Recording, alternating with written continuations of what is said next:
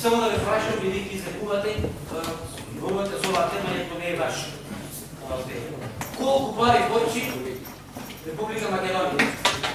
Колку пари? Знаете? 6 милиарди евро. Колку пари поручи општина Битола? Не кажуваат.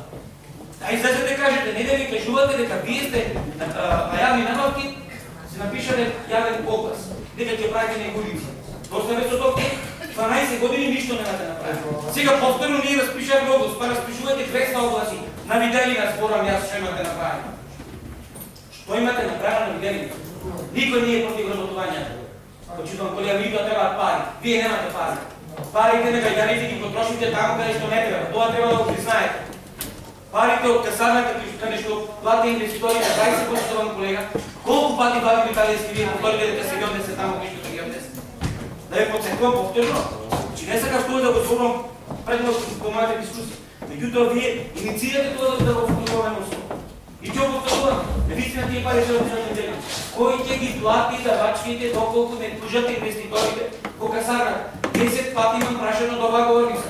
Кој почитувам колега? Вие, лично вие? Талески? Не, ќе бъдат граѓаните на општина Битола, затоа што таму тие ќе си побарат своите права. Затоа што ги реализирале своите области. Платиле за инфраструктура нема. И вие излегувате овде и ви кажувате дека правите нешто светско чудо. Ај престанете со тие работи. Го слушам вашиот почитуван колега таму на пресконференција.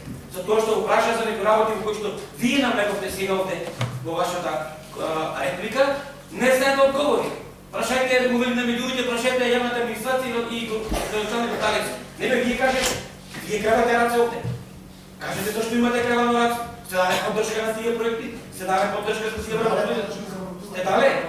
И ние даваме поддршка за монетари. Кој се били против? Не се разбираме. Затоа, со аргументи. Соња, казам.